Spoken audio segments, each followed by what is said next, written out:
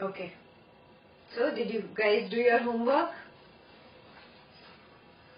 This is yes, this is no. No? One page, I give you one page to read.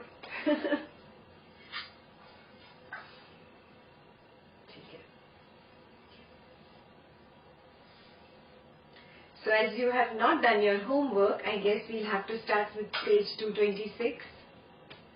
Yes? So who wants to start reading page 226? I can read. Okay.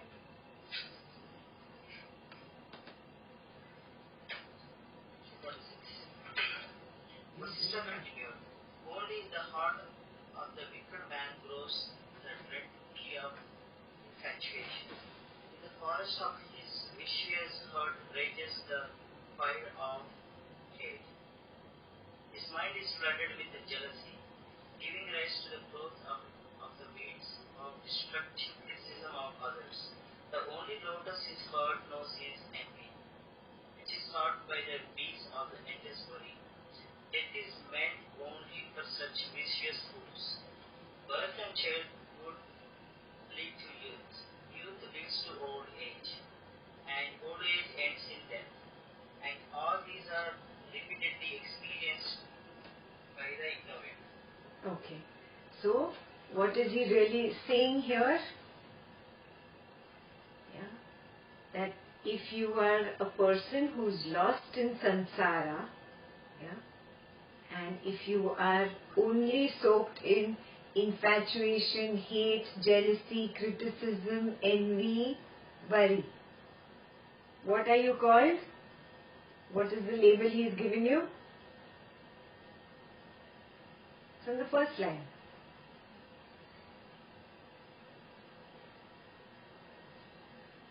The wicked man. Wicked man.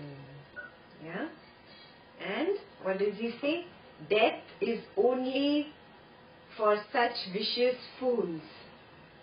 So he calls you a wicked man and a vicious fool if you are just lost in envy, jealousy, hatred, infatuation, criticism.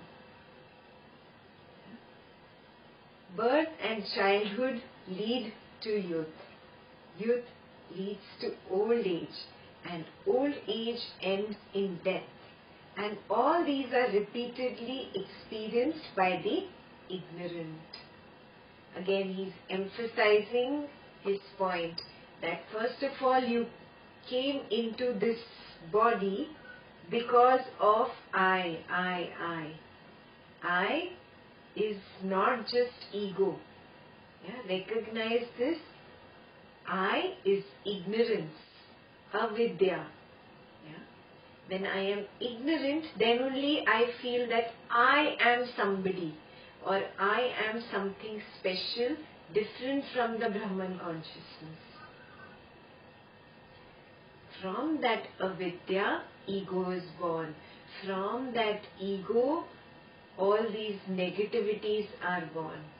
So recognize this, that is what separated you from that pool of consciousness to begin with.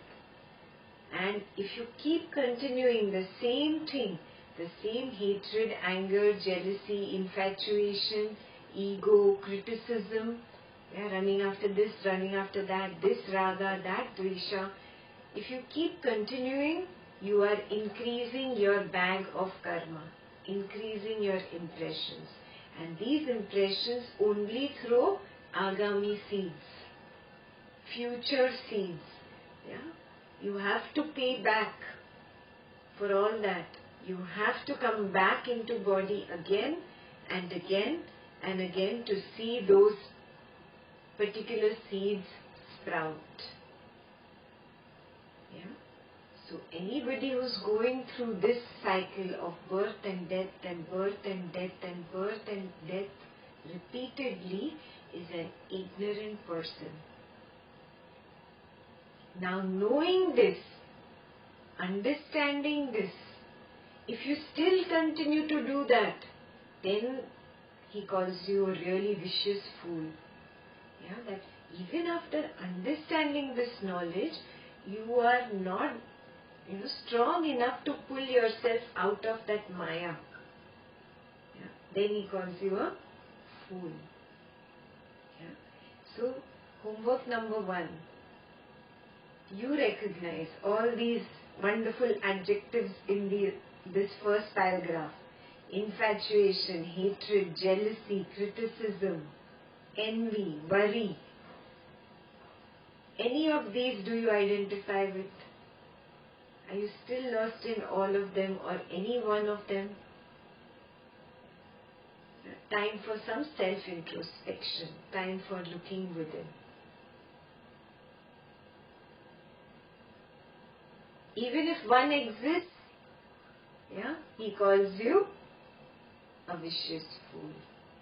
You cannot say, oh, I have only one. I don't have the others. There are 6, 7, 8 here. Only one I have, only one. No. Not even one. Don't excuse that one thing also. And of course the other negativities are implied. Because we are doing this smaller Yoga Vasistha, we are not doing that big one. So there are much more in the sutras. All the negativities are covered. So here it is just so that you understand. Any one negativity also is existing. I need to work on it. Yeah? Sure? Okay, Venkat. You can go ahead.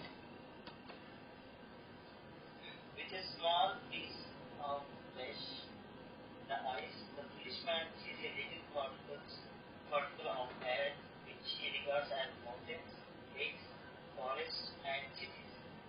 They whom one regards as radiant women decked with the pearls and other jewels are just the creation of one's own delusion. They are the ripples. That rise in the ocean of lust. It is on the account of delusion that one seeks wealth and prosperity, which are sweet in the beginning of the dull-witted, which are the cause of the pairs of opposites. Happiness and unhappiness, pleasure and pain, success and failure in the middle, and which comes to the end very soon. From the pursuit of prosperity arise countless branches of pleasure and numberless branches of unhappiness. This delusion flows like a river from beginner's time, and it is muddied and darkened by useless actions and their reactions. Such actions are like an ill wind that raises a cloud of dust whose particles are physical and mental illness, old age, and the various relationships. All these lead to death, or the passage of time, which has an insatiable and voracious appetite, and which consumes all the worlds when they are ripe as it were. Okay. So he starts with first talking about the sense of sight. All the senses are not covered here, but it is again implied that you will understand. With sense of sight, I see a beautiful thing, a beautiful woman, a handsome man, beautiful things outside, lovely houses, beautiful looking cars, clothes, jewelry, whatever things that attract you, you want to possess. Just by looking through these two pieces of flesh, he calls it. It's nothing but lust. It does not matter whether it is for a human being, whether it is for an object, or whether you just see a situation and want to be in that situation. Somebody else is getting some popularity, name, fame. You see that with your eyes and you crave for it. Same thing. It is lust. So he says, just with a small piece of flesh, the foolish man sees a little particle of earth, which he regards as mountains, lakes, forests, and cities. They whom one regards as radiant women, decked with pearls and other jewels, are but the creation of one's own delusion. Why is he saying that it is just the creation of your delusion? Look very closely. In life, all that you wish for comes to you. All that you don't wish for also comes to you. Because the universe does not understand your English language of I want or I don't want. Whatever you focus your energy on, you attract that thing or that person or that situation. So which means if I even fear something or somebody and I say I don't want this to happen, I am just focusing my energy in that direction. Universe does not understand my language. Universe understands this force of attraction. Yeah? This force, this energy that I have generated through my desire or non-desire. And that universe understands only this energy and brings that my way. Yeah? So whatever comes into my life, good or bad, happy or sad, it is all created by me only. Got it? And if it is created by me, it is because of Maya. Right? This is the power of Maya. Yeah? That whatever I want or I don't want, I start attracting it into my life. And that creates seeds of attachment. That seeds of attachment grows and creates more agami seeds. And again I have to experience those situations. If I don't complete all my seeds in this particular life, I have to again be reborn to experience all that. Yes? So I am stuck in the cycle of birth and death because of my own desire. This is delusion. Self-hypnotism. Yeah? I have hypnotized my own self into this entire drama of birth and death. And then I only cry, I only beat myself up, I only suffer because of what I wanted. Yes, that is why he uses the word delusion. Yeah? He says, they whom one regards as radiant women decked with pearls and other jewels are but the creation of one's own delusion. They are ripples that arise in the ocean of lust. Now he gave you sense of sight as one example. Please apply it to sense of touch, sense of taste, sense of smell, yeah, and sense of sound. Very important to all of us. Yeah, somebody says one bad thing, what happens to you? Full night you don't sleep. Yeah, somebody appreciates you, praises you, what happens? Ego bloats up. Oh, I am so good. Yeah? Either ways, I get lost into the drama. Self-hypnotism. Yeah? Recognize this. It applies to all the five senses. He's just given one example here. And all of it is just the ocean of lust. It is on account of delusion that one seeks wealth and prosperity. Yeah? Now he just has given one example again, just wealth and prosperity. Bring to your mind whatever you are seeking right now in life, in the material world. Yeah? Maybe financial, maybe in a relationship, maybe you want a car, a house, a dress, yeah? Whatever you are seeking for, bring that to your mind when he just says wealth and prosperity here. Okay? So it is on account of delusion that one seeks whatever, wealth, prosperity, relationship, whatever good situation, promotion, which are sweet in the beginning to the dull-witted. The moment you get some wealth or you get what you are looking for, that promotion, name, fame, it is very sweet to begin with. How long does that sweetness last?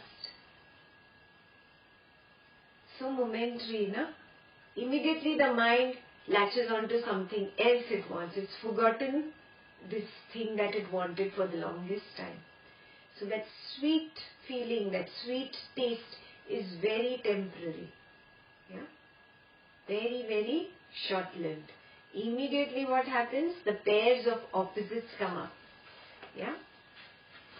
What does this mean? The moment I get something, yeah, suppose I want to buy a house, I buy the house, yeah, 5-10 minutes I look around, I feel so good. Immediately the next thought in the mind comes, oh, the other house that I let go, hopefully this is a better choice than that. Let me check, is that still on the market? Was that a better deal or is this a better deal? In this house there is this repair, in that house there is no repair. Oh, did I let a good deal go away? Have I taken a bad deal? You see? Pairs of opposites. I gave you an example of a house, but you apply it to whatever thing that you achieve or you just get. A new car, new dress, suddenly everything in the relationship becomes happy. Yeah? Promotion, office, yeah? Name, fame, whatever it is. Yeah? The moment you receive something, dvandva begins. Just a few moments of sweetness and immediately dvandva follows. Notice that? Yeah? So that is why he says to begin with, it's sweet. In the middle, there is pairs of opposites or dvandva. And soon it comes to an end. Yeah? Everything goes. Yeah? Look back at all those things that you craved for, you achieved in life, and then, they were gone also. That appreciation, that name, fame, that big medal you got. Wow, very nice medal, great award. Yeah, you craved for it, you worked day and night, you became employee of the month, okay, employee of the year, whatever. Got that big medal, went on stage, felt so good. Few days people congratulated you. Within 10 days people have forgotten that you were employee of the month. Yeah? Now it's gone. That sukha has also ended. Everything is temporary. Name, fame, money, relationships, prosperity, everything comes to an end. Even that house will end. Yeah? If the house doesn't end, the joy of living in that house ends. Have you noticed? It's only for a while that you feel that joy. Then it is just a headache. Oh, such a big house. God knows why I bought it. So much maintenance. I have to put in money for this repair. I have to put in money for that repair. It's better if I was in that small little condo or small little whatever. The smaller house. Yeah? It comes to an end. Everything comes to an end. Everything has an expiry date. And that expiry date is determined by your karma. Got it? How much ever I had feared something or I had craved for something, that intensity of that craving or aversion determined how long my karma is going to be with that thing. Yeah? It's even with people. That's why girlfriend, boyfriend come together, lots of attraction, love, so much, hush, mush, mushik, darling, husband, wife, oh, I love you, and all that drama goes on for the longest time, and suddenly one day everything just drops. Everything fades away. Where is that love gone? What, Ashim, Mushi, I love you, where is that gone? Expiry date has approached. Recognize this, every relationship will end. Yeah? It does not mean that you should walk out of relationships. Yeah? Otherwise you are just running behind the mind. Yeah? The joy in a particular job, a new occupation you've taken on, a new business you've started will end. That does not mean you get out of that business and start running away from that. Yeah? The joy in anything you do, any little activity. Pick up the guitar. After few months you don't want to play it. It's just like a big problem. But now that you've started it and people are appreciating you, now you have to continue. That peer pressure is also there. But you don't like it. Are you noticing this? Yeah? Karma expires. Everything comes to an end. Yeah? So only an ignorant fool runs his life based on this seed sprouting and suddenly dying. It's sprouting and suddenly dying. The wise one recognizes the principle of all these seeds which sprout, grow into a tree and die. Yeah? He keeps taking a step back, yeah, and establishes himself in the Purusha that he is. He watches all this Prakriti just keep growing and dying, growing and dying. He does not attach himself to any Prakriti, either by craving for it or by being averse to it. Because he knows even by being averse, I will throw another seed. Yeah? There will be another sprout that I will have to experience. If I want to reduce this experiencing of the sprouts, let me take a step back, watch whatever is happening right now, good, bad, happy, sad, as if it's like a bubble on water. It's going to break one day. Let me not get attached. Yeah?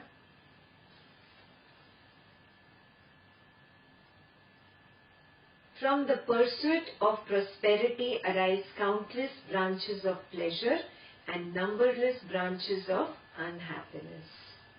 So recognize all these sprouts, these seeds that are sprouting. Some of them are happy seeds, some are unhappy seeds. This delusion flows like a river from beginningless time, and it is muddied and darkened by useless actions and their reactions.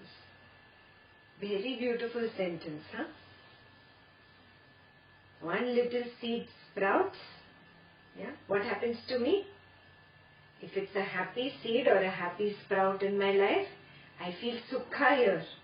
A sensation of sukha comes. What do I do the moment there's a sensation of sukha? I react to that sensation of sukha. I'm overexcited, overjoyed, passionate. Yeah? My graph goes high up. Yes? One little bad seed sprouts in my life. Yeah? I get a sensation of dukkha here. What do I do when I get a sensation of dukkha?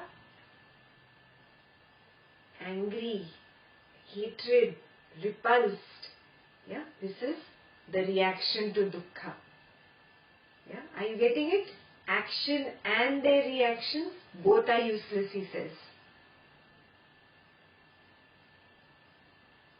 He calls both useless. He didn't call one of them useless. He says both are useless. The action and the reaction. Drop, drop. Whatever is, is. Yeah? It is a beginningless drama. It is an endless drama. It is flowing like a river. It is a river of karma. I take one step back and just watch everything flow. Everything flow. Without getting involved. Yes, without getting involved means without any reaction. Clear?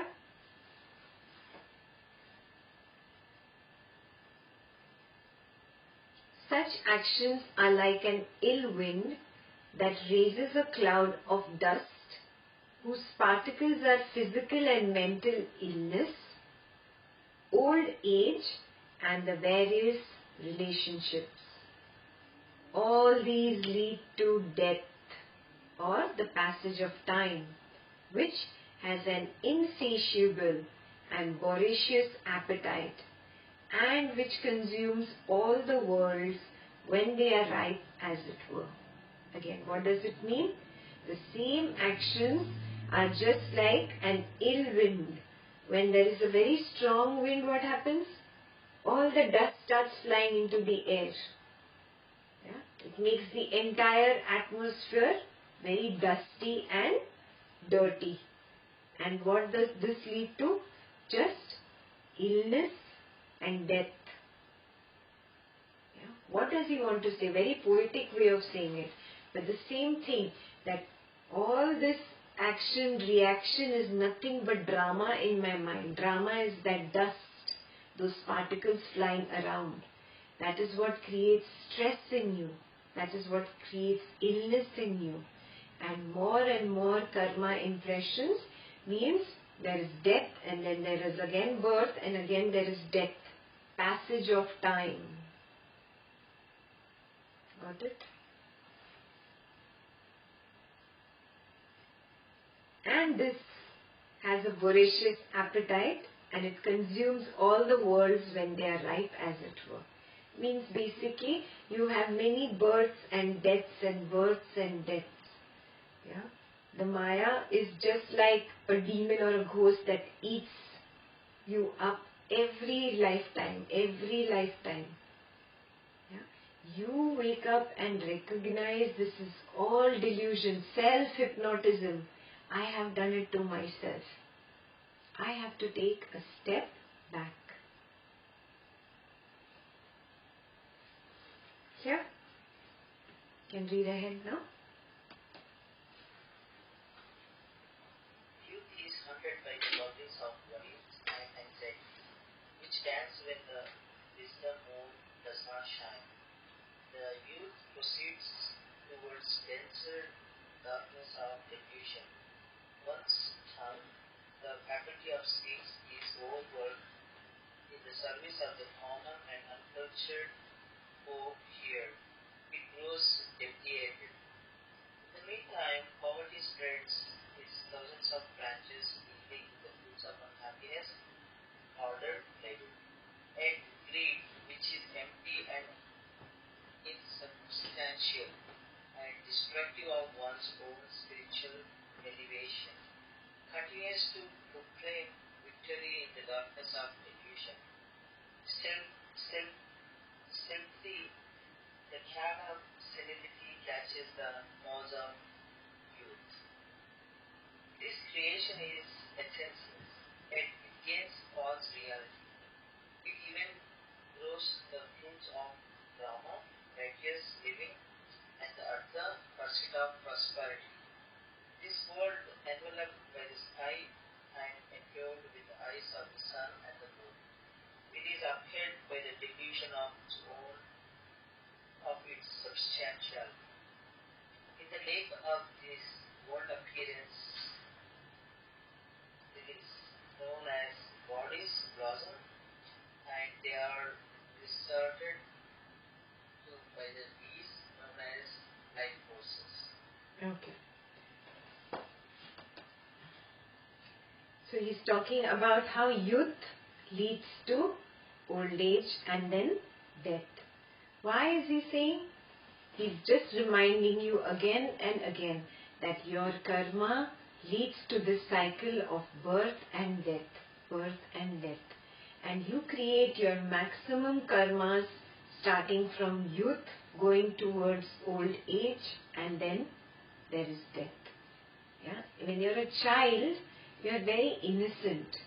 Yes, as a very little kid, you are more in line with nature. Yeah? That's not when you are creating too many impressions. It's when you come towards youth, you start creating a lot of impressions. So that's why he starts with, youth is haunted by the goblins of worries and anxieties, which dance when the wisdom moon does not shine. Yeah?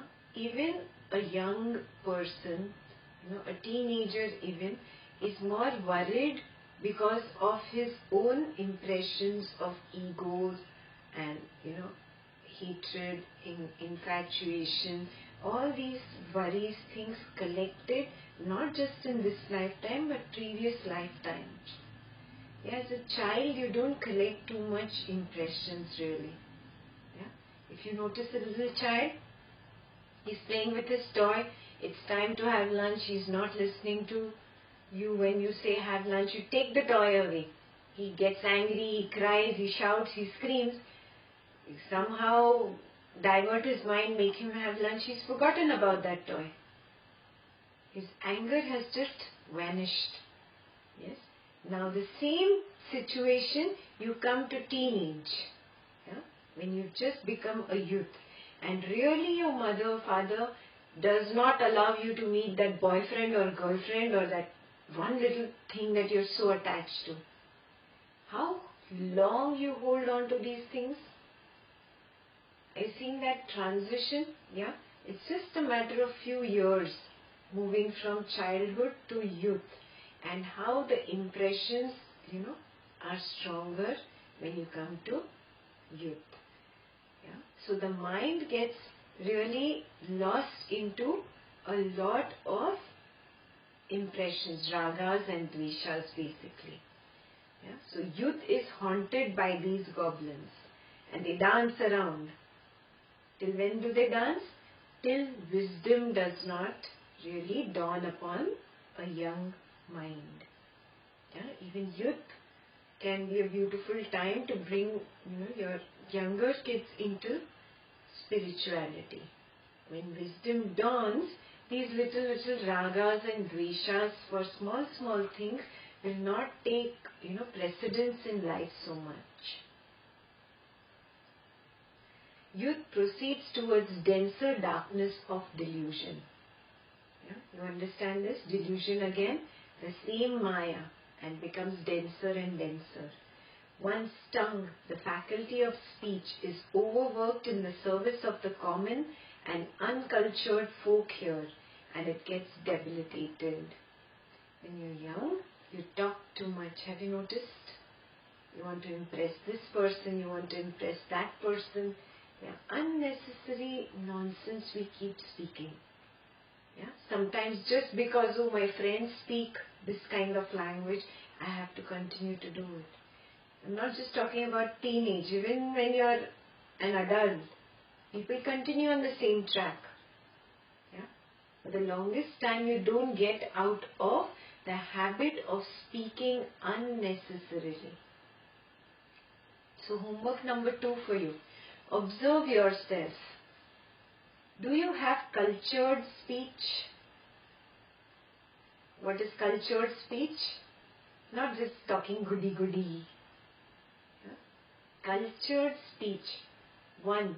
Speaking only when required. Not speaking for the sake of speaking. But if it is required for me to open my mouth in this situation, then I open. Are you following this? 2nd, whatever I speak should be for the good, for somebody else's benefit, not for a selfish motive.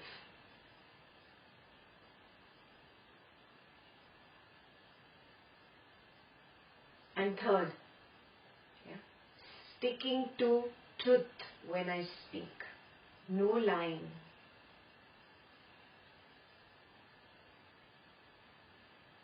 Yeah? Some of you might say, oh, I am a salesperson. My business is to cheat people and say, my product is the best. Yeah? No lying. Never saying my product is better than the other product. You can say, in my experience, this is a great product. Yeah? But stopping there. Yeah? Not crossing the line is very, very important. Why? Why is it important? You tell me.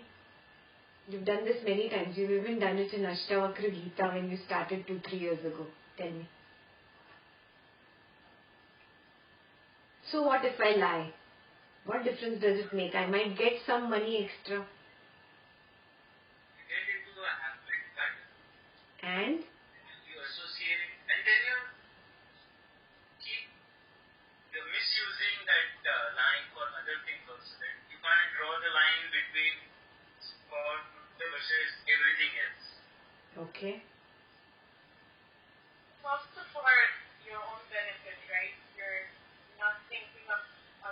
so it becomes a very, I guess it becomes baser and baser, where you can no longer see the truth between the light of your truth and reality. And so you're perpetuating a different world, which is very negative. Absolutely, absolutely. And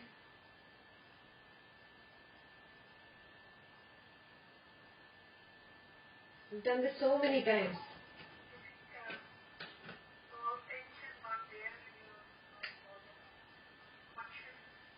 Ah.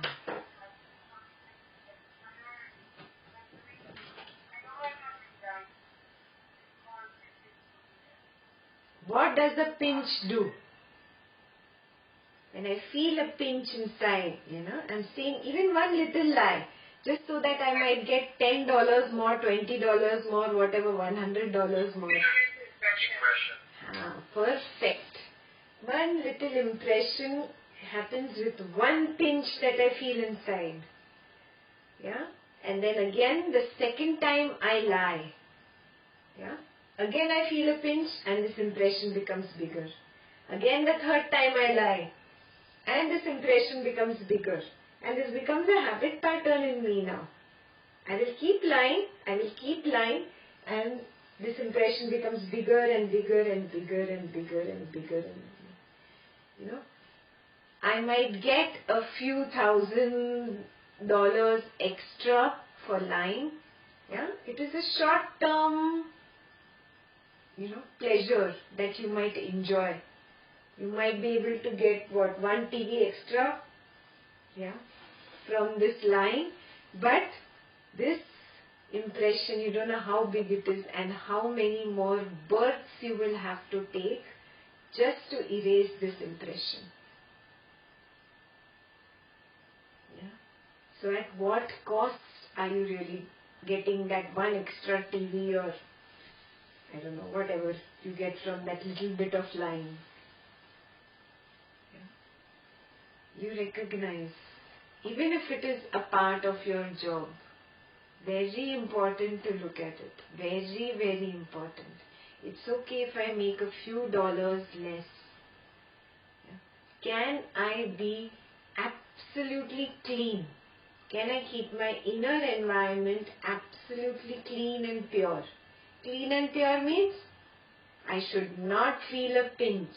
I should have a very happy and clear conscience inside.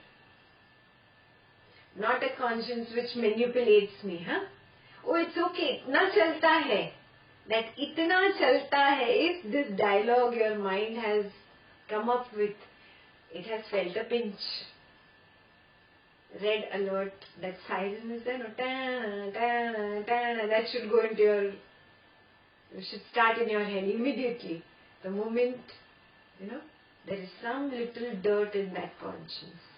Keep a clear conscience, even if it means losing a few material things, material objects, even if it means losing few materialistic friends.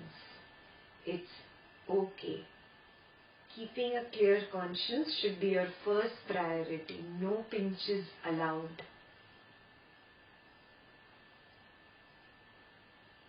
Very important, guys, very, very important. This is like the most important thing on the path of spirituality. Inner purity. If this is lacking, you will not be able to move even a single step. But if the inner purity is there and still your, other things you are not good at, you are not good at knowledge, you are not good at meditation, but your inner purity is there, intact, you will be way ahead of another yogi who is sitting and meditating for hours together. You get it? Inner purity is higher than doing sadhana, is higher than reading all the scriptures. Yeah? So, don't use it with uncultured folk here and don't let your speech grow debilitated. In the meantime, poverty spreads its thousands of branches, yielding the fruits of unhappiness and hard labor. What does he mean here? when there is all these sprouts of unhappiness coming up in my life. Why is this unhappiness really there? Yeah? Because first though I have a poor conscious, a poor inner environment, that is the poverty really. I might have millions of dollars outside, I might have so many cars, I might have all the material things in the world. But if inside I have a poor conscience, I am in poverty. Yes, that is the poverty he is talking about. Greed, which is empty and insubstantial and destructive of one's own spiritual elevation, continues to proclaim victory in the darkness of delusion. Yeah, if greed keeps coming up in you, yeah, recognize this. What is this greed really doing to me? It is nothing but Maya, nothing but Maya. Yeah, by lying, stealing, hurting another person, deceiving another person, you get just some material, some material aspiration of yours gets satisfied. This is nothing but greed. That is the greed he is talking about here. Recognize this. Yeah? Stealthily the cat of senility catches the mouse of youth. It does not mean that people who have a very pure conscience will not become old now. They will. Yeah? But they'll never really be senile. Yeah? Have you noticed yogis? Even when they are very, very old, they are very sharp, very aware, very focused. Yeah? And have you noticed people who are just materialistic and running feverishly in this world to just satiate this craving and that craving? These people really become senile. Yeah? Observe if you've not observed this. Really look carefully. Yeah? A person who walks on this path will always have a beautiful mind and will always be fresh, focused and aware. Even till the last moment in this particular body, he will have an aware mind. This creation is essenceless. Yeah, so if you were looking for some purpose in life, here is your answer. There is no purpose. Yeah? This creation is essenceless. Yet, it gains a false reality. Yeah? You give it some kind of reality. The purpose of my life is this, or this is the purpose of my life. Yeah? And you hold on to that. Yes, that is giving it a false reality. It even grows the fruits of dharma, righteous living, and artha, pursuit of prosperity. Means what? Some people might go the materialistic way, which is the artha way. Some people might go the dharma way. Oh, the purpose of my life is to do seva. Become an art of living teacher. Oh, I want to do this, I want to do that. Again, false reality. You see, this creation is essenceless. There is no purpose in it. Clear? This world, enveloped by the sky and endowed with the eyes of the sun and moon, is upheld by the delusion of its substantiality. Yeah? Means, this is just Maya. It's only a delusion. Yeah? However big things you do, however great you become, yeah, it doesn't matter. Yeah? This world might look so big and beautiful. There is the sun, there is the moon, there are these planets. Yeah? The earth is rotating, and there are so many millions of humans, everybody doing some activity. There has to be a purpose in life. There has to be a purpose for this creation. Mind comes up with all great analogies. Oh, there must be this. It might mean that. No. You see, it's all delusion, Maya. Yeah? So drop this thing. In the lake of this world appearance, lilies known as bodies blossom, and they are resorted to by the bees known as life forces. Yeah? Life force again, prana. Yeah? Prana comes to all these bodies. Yeah? Very poetic way of again saying, you remember the pool of consciousness process? Yeah? From the pool of consciousness you came out. Yeah? So a body was born.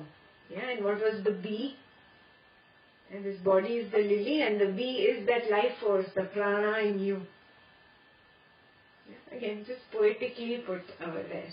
Just to bring to our understanding that we were born out of delusion called I, the first cause, I. Yeah? We live our entire life in delusion. Yeah? And we go from birth to death to birth to death, and it continues in delusion. This is all self-hypnosis. Yes, that's all this page was, 226. Clear? Any question before we move to 227?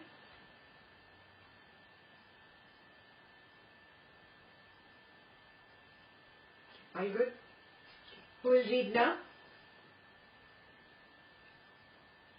I can. Okay. Vasistha continues. The decadent concept of the world existence lies imprisoned in the senses, bound by self-limitation and conditioning, and by the powerful thread of hopes and desires. This world appearance is like a delicate creeper which constantly trembles in the wind of the movement of prana or life force, and which constantly sheds all kinds of beings, abandoning them to their destruction. There are many noble people who have risen above the quagmire of this network, known as world existence, and devoid of all doubt rejoice for a little while. There are the divine beings who dwell like lotuses in the blue expanse of the firmament. In this creation, actions are like the lily which is polluted by vain desire for the fruits of such actions. This world appearance is like a little fish which comes into being in this infinite space, and which is soon swallowed by the obstinate and invincible old vulture known as Vedanta, the end or conclusion of action. Yet, diverse scenes arise and seize day after day, as ripples and waves appear and disappear on the surface of the ocean. Such is the state of this creation. But since the ignorant are bound fast to their own false notions, neither the transiency of the world nor the hard blow they suffer in their life is able to awaken them. Whereas the immobile creatures stand contemplating the mystery of time, as it were, the mobile creatures, swayed by the twin forces of attraction and repulsion, love and hate, and afflicted by the terrible illness known as pleasure and pain, old age and death, become debilitated and decadent. Among the latter, the worms and vermin silently and patiently endure the fruits of their own vast evil actions, contemplating them, as it were, all the time. But the imperceptible dying, or death, which is beyond even contemplation, devours all and everything. All prosperity and all adversity, trial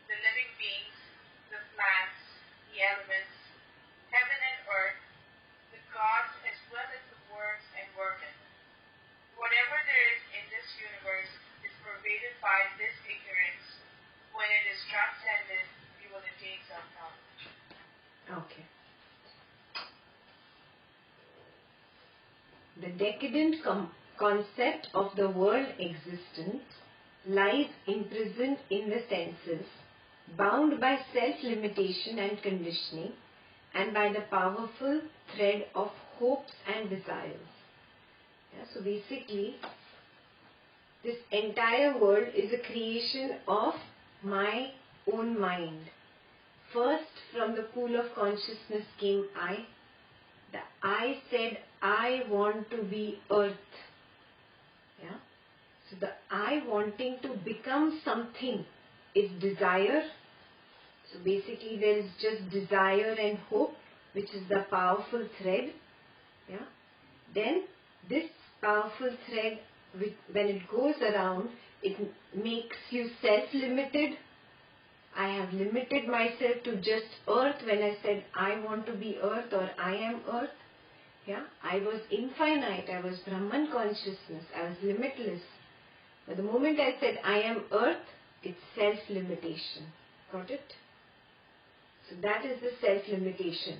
And then I said I am earth and I earth am like this, or I want to be like this. This again, more desires kept making me change from one lifetime to the other, and that became my conditioning. So you see the self-limitation with the thread of desire, and then the repetitive desire becomes my conditioning. This world appearance is like a delicate creeper which constantly trembles in the wind of the movement of prana or life force, and which constantly sheds all kinds of beings, abandoning them to their destruction. Yeah? Again, poetic license. This entire creation is doing nothing but giving birth to all egos. Those egos go through their conditioning of whatever desires they had, and then they get destroyed. Yes? So this coming up, going through the desires and getting destroyed, this entire thing is like a quiver, no? Shaking. Yeah? So it is shaking in and trembling in the wind of the movement of prana or life force. Yeah? Desire makes you weak. That is why it is said. Yeah? Desire never makes you strong, because desire itself is I want to receive. When I want to receive, I become very weak. Have you noticed that? Yeah, when you are looking for something from somebody, you feel on the receiving end and you don't feel so good, and you keep doubting whether I'll get it or not get it. You keep hoping, I wish I get it. You feel very weak. There is no sense of strength there. Noticed? Compare it to an opposite situation where you are the giver. How do you feel when you give? Don't you feel very strong inside? Yeah, this again gives you an idea of what desires can do to you. Yeah? And that's exactly what they're talking here. Desires make you tremble in that movement of prana. Yeah? They make you shake. And because of desires you're born and you die. You're born and you die. So that's why many kinds of beings, they come up and then they are destroyed. There are many noble people who have risen above the quagmire of this hell known as world appearance. And, devoid of all doubt, rejoice for a little while. There are the divine beings who dwell like lotuses in the blue expanse of the firmament. Yes, what are they talking about? Two different kinds of beings. The first beings are, they can come out of this hell and rejoice for a while. Who are these? We've gone through this. What kind of beings are these who come out of this quagmire for a little while?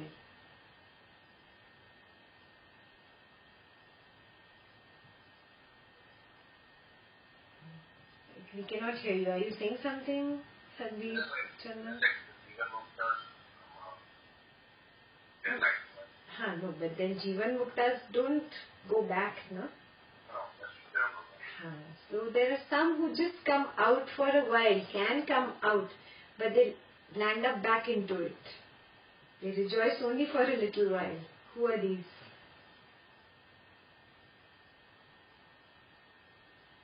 Those souls who will still have some desires.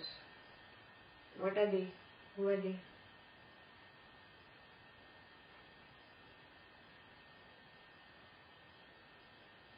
Come on, clue. Lots of your desires are granted through these souls because they also have those raga and dveshas. The kinnaras, gandharvas, all these angels, these devas around us. Yeah, they come out of it for a while. They rejoice, they experience that peace.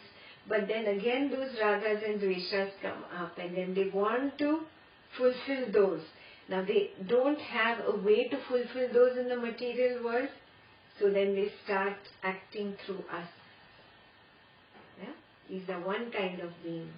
Then there is the other that they are talking about. There are the divine beings who dwell like lotuses in the blue expanse of the firmament. Who are these? These are the enlightened ones, those who have gone beyond ragas and dveshas. Yes? So you remember Gurudev has said that once you get enlightened, it's up to you whether you want to come back or not. Remember? Yeah? You get that freedom. These are probably those souls who don't come back, but they are just, what? Dwelling like lotuses in the blue expanse of the firmament. Again, poetic license. They are just at peace, basically. In this creation, actions are like the lily which is polluted by vain desire for the fruits of such actions. This world appearance is like a little fish which comes into being in this infinite space and which is soon swallowed by the obstinate and invincible old vulture known as Kritanta, the end or conclusion of action. So we will learn more about this in Bhagavad Gita. Yeah, but I'll just give you a little clue is that the creation comes into being, all the living beings who have all these desires come into being, go through several cycles of birth and death, birth and death, birth and death, and then a time comes when this creation has to again dissolve. All of it dissolves. This is what they are talking about. This world appearance is like a little fish which comes into being in this infinite space and which is soon swallowed by the obstinate and invincible old vulture called Kritanta. Yeah, we studied this word Kritanta right in the beginning of Yoga Vasistha, you remember? Yeah, Niyati and Kritanta, husband and wife, you remember? Yeah. So Kritanta is the end of action. Yeah? That which ends everything, that which decides this is the time to end.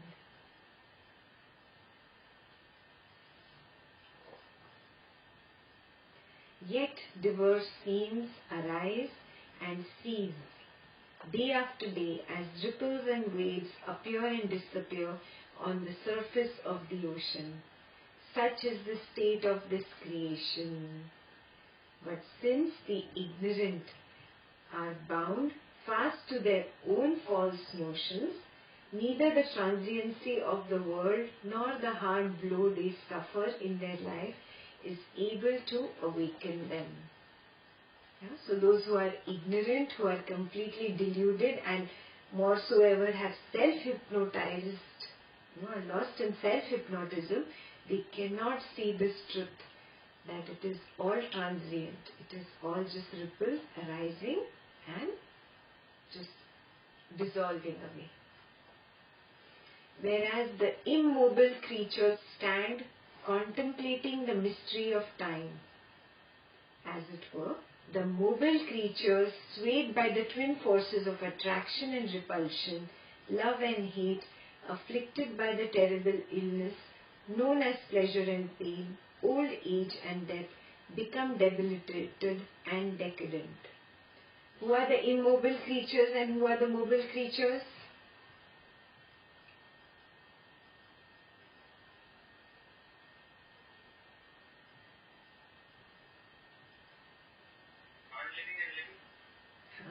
Non-living and living. Yeah. You may feel that that tree standing there really doesn't have much life, just breathes in carbon dioxide, throws out oxygen, that's all that life is. No. Really go to see there is a Purusha in that. There is an energy that also came out of the pool of consciousness, that also said that I.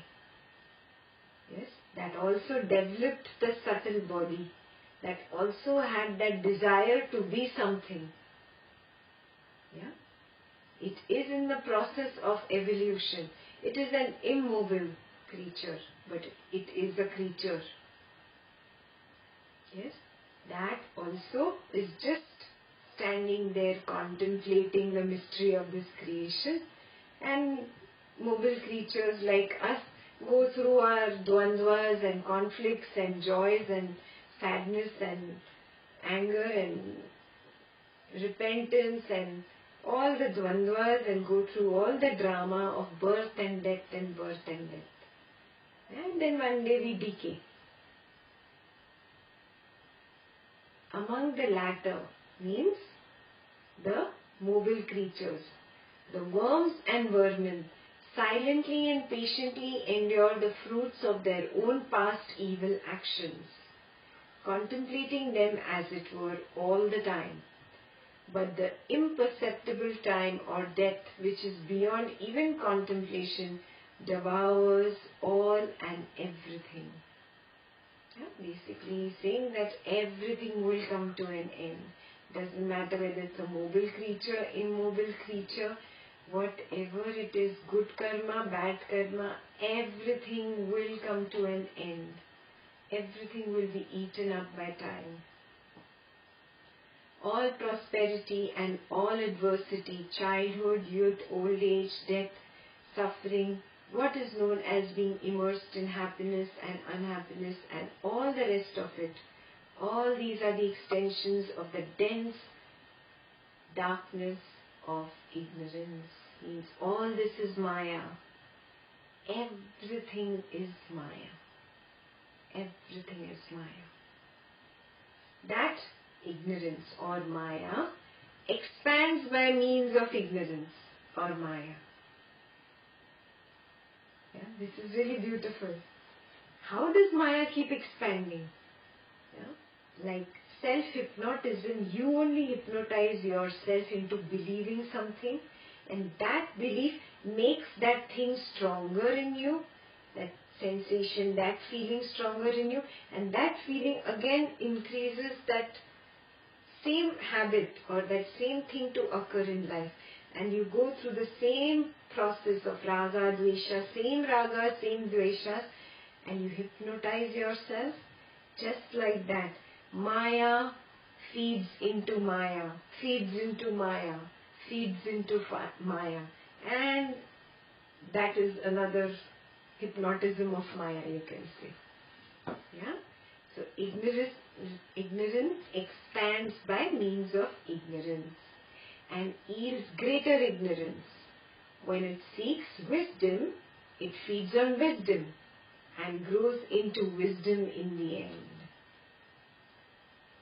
Take your mind back to the person you were, say, 15 years ago, 10 years ago, before you were in knowledge. Yeah, you were on the materialistic path. Life was all about get this, get that, do this, attain this, this feverishness, that feverishness. One feverishness fed into another. You achieved one, you wanted to go behind the second one. You achieved the second one, you wanted to go behind the third one. You achieved the third one, you went behind the fourth one. Did you notice?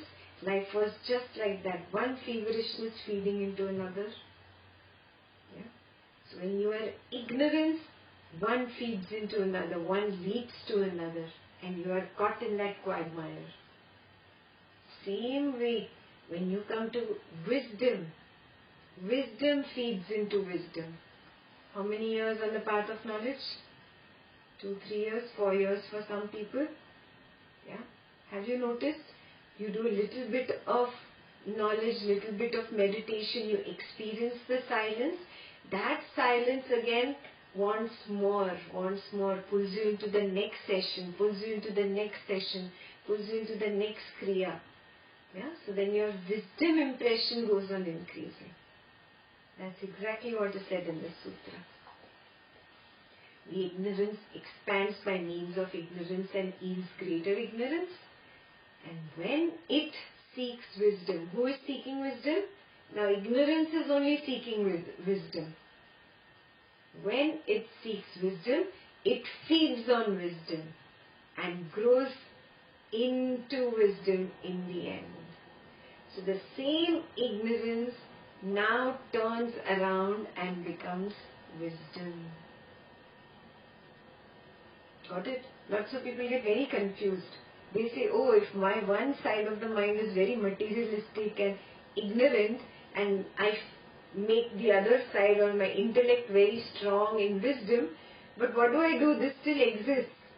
No, it doesn't exist. This is who is changing. It's like a spoiled, stubborn little kid turning out to be a very mature, understanding, sensible adult. It's the same individual turning around. So it is the same ignorance in you which is getting tamed into wisdom. Got it? There is no two aspects here. There is no dvandva here. One place that dvandva doesn't happen. Yeah? Isn't it good news? This creeper of ignorance is made manifest in its various pastimes and psychological states or modes. Somewhere, at some time, it falls on wisdom and is purified. But it gets attached again. It is the source of all emotions and sense experiences. Its sap is the memory of past experiences. So now my wisdom has started growing, but there is still this memory of that ignorance, memory of that feverishness from the past, that thing that I ran after and it gave me pleasure. That memory is there. Yeah?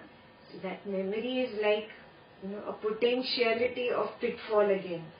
Though it is transforming into wisdom, it can fall again just by that particular memory.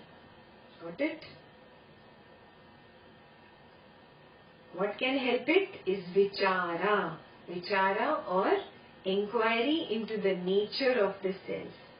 And it is this vichara or self-inquiry which is the termite that eats away this creeper. Yeah, the creeper of ignorance gets eaten away by self-inquiry. What is self-inquiry? Yeah, when you are on the path of wisdom, you look at it. Okay, it's just a craving from the past. I used to do this, it used to give me a lot of joy, and that is why I have this impression. It will give me joy again. But really look at it now. From the eyes of wisdom, was that really joy? Was that really permanent? No, it was a transient, temporary pleasure. Yeah? And it's okay if I don't indulge in it. Yes, today I am stronger. This wisdom, this self-inquiry, this vichara itself eats away that memory from the past. Got it? That's how that termite eats away that creeper of ignorance. So here termite is a good termite, huh? Eating away a bad creeper. This creeper itself is manifest as all these stars, planets, living beings, plants and elements, heaven and earth, gods as well as worms and vermin. Whatever there is in this universe is pervaded by this ignorance. When it is transcended, you will attain self-knowledge.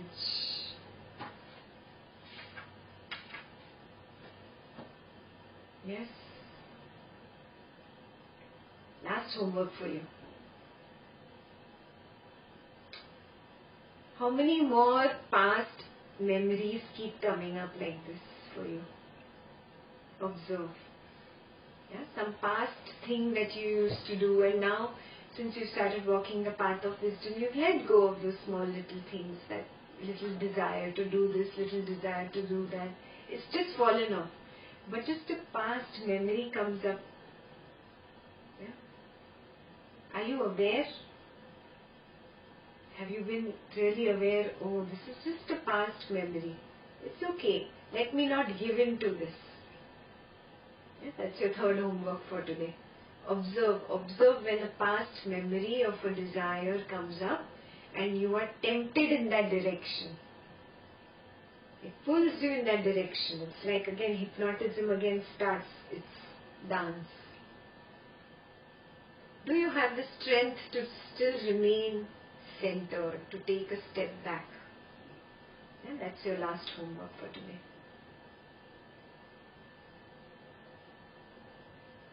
Clear? All good? Any questions? Can I have a suggestion? Can I make a suggestion? Huh. Can you not give homework? No, I'm serious. I read this page in the 226. I didn't even understand like 1% of what you said. Really? Really, I had no clue. Everybody, whoever did the homework felt the same? Yeah? Okay. I wrote 2 pages of explanation while you were talking, just on one page. So even if you take longer, like, you know, there are a lot of things I might not understand. So, even if you give homework, can we still read it? Like, Okay. Okay, I won't give you too much homework. You remember how we started? It was supposed to be I read 1 page or 2 pages and you read 7 pages. Where have we reached today? No homework. yeah, those are old days. Old days, huh? Okay. Then we'll continue longer. Yeah? Then Yoga Vasistha is not ending very soon, guys. You explain it in a way, I agree with that. You explain it in a way that it sinks in so deep, so it's okay if it goes on. Okay. You can give homework to read the first pages again, but, you know, whatever you can do. Okay, not the new pages, got it. Okay guys, then you have another 2-3 years to go before you finish. Okay. I was actually looking at the bigger book today and I was thinking these guys will finish in a few months, then I'll tell them start reading this book on your own. But I guess it's not happening. We start reading the old ones, which we completed. That's what you're doing anyway for the exams, no? So why I actually picked up this book, just to tell you, his next question on the next page is about Vishnu and Shiva. And I was like, where is Vishnu and Shiva? He hasn't mentioned Vishnu and Shiva. What's missing? That's what made me pick up this book and I realized, 6 paragraphs are missing on this page. They're supposed to be on this page.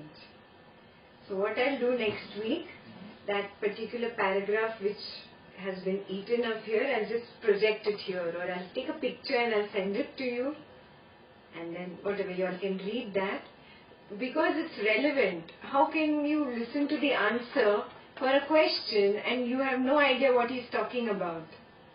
What Vishnu and Shiva? Where is Vishnu and Shiva? There was no Vishnu and Shiva in these 2 pages, correct?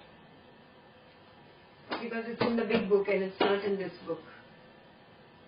Not very well edited. Or maybe there is, and when you gave homework, we did not understand. No, it was supposed to be in these 2 pages which we just read. It's not there.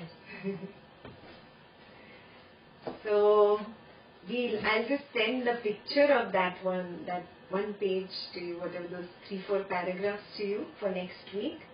and then we'll read from that. Maybe you can take a printout and stick it in, something like that. Yeah, just stick it in on this page or staple it. That's a good idea. Yeah. So then even when you revise for your exam, and if I ask you that question of Vishnu and Shiva and you're stumped, what is she talking about? There is no Vishnu and Shiva here. Yeah. So we'll do that. I'll just take a picture, I'll send it to you, and then next week's session is important. We'll be doing it on slides, so we all get it. It's a little complicated, and I'll give you one homework in which the answer is not in the Yoga Vasistha book, so you don't have to look in the Yoga Vasistha book.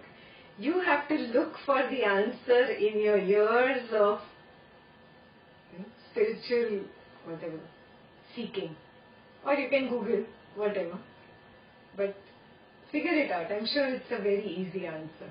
There's one big homework coming next week, and after that we'll meet anyways.